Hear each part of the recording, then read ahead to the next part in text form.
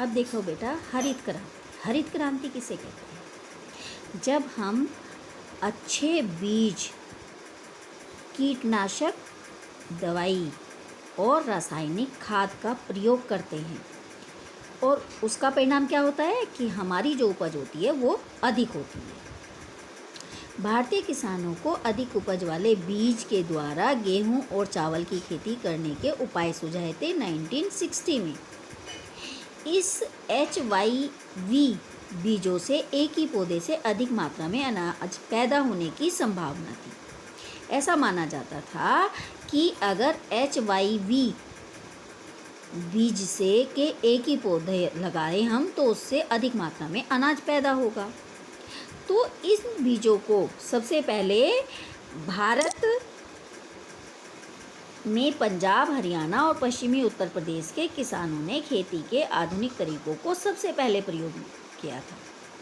इसका परिणाम क्या हुआ था कि उन्हें अधिक उपज हुई थी उनकी। इन किसानों ने क्या किया था? नलकूप, अधिक उपज देने वाले बीज, रासायनिक उर्वरक और कीटनाशकों का प्रयोग किया।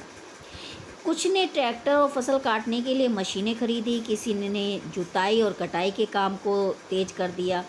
किसानों को इनसे गेहूं की अधिक पैदावार प्राप्त हुई। जब इन सब चीज़ों का प्रयोग किया तो पैदावार अधिक हुई। पालमपुर में भी परंपरागत बीजों से गेहूं की उपज 1300 किलोग्राम प्रति हेक्टेयर थी। अधिक उपज देने वाले बीजों से 3200 किलोग्राम प्रति हेक्टेयर तक पहुंच गई। पहले क्या होता था? 1300 ग्राम और फिर 3200 ग्राम। कितनी अधिक हुई?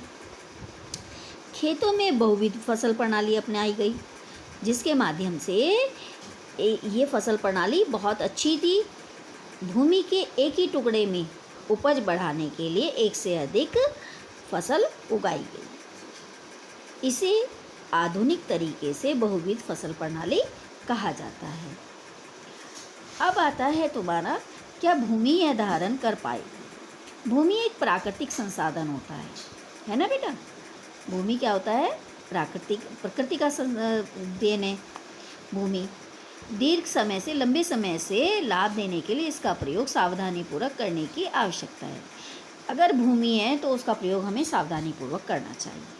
ऐसा नहीं कि बहुत समय तक हमने खेती नहीं की, फिर आके हमारा विचार आया हमने खेती कर ली, नहीं की, तो ऐसा नहीं होना चाहिए। इससे भूमि का नुकसान होता है, उर्वरा शक्ति खत्म होती है। उर्वरा शक्ति बनाए रखने के लिए कई तरह के उपाय किए जाते हैं। मिट्टी की उर्वरा शक्ति बनाए रखने के लिए जो किसान लोग हैं वो अपने के जो पशु हैं एक ही स्थान पर उनको चारा नहीं चरने देते। दूसरे, कूड़ा एक ही स्थान पर नहीं फेंकते, क्योंकि ये सब कारण जो होते हैं उससे मिट्टी का कटाव होता है, मिट्टी का, और जो उपज है वो कम हो जाती है, ज़मीन की उर्वरा शक्ति कम हो जाती है। देश में रासायनिक खाद का सबसे अधिक प्रयोग पंजाब में होता है। रासायनिक खाद के लगातार प्रयोग ने मिट्टी की गुणवत्ता को कम कर दिया। अगर रासायनिक खाद बहुत अधिक डाली जाएगी तो मिट्टी की गुणवत्ता कम हो जाएगी, उर्वरा शक्ति खत्म हो जाएगी।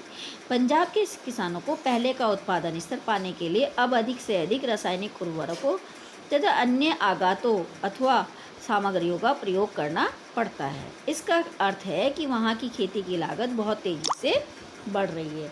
जो वहाँ की खेती में लागत आती है वो ज़्यादा आती है।